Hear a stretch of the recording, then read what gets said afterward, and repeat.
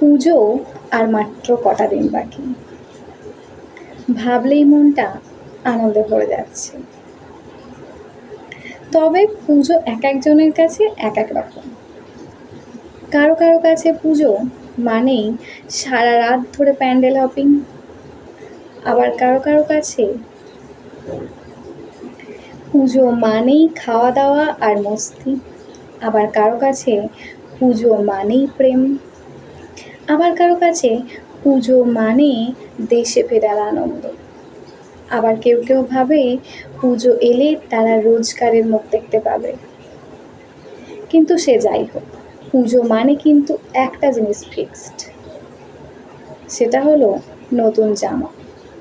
সারা বছর কিনি আর না কিনি, পুজোর সময় কিন্তু নতুন জামাটা মাস্ট। তোমাদের কটা করে হলো?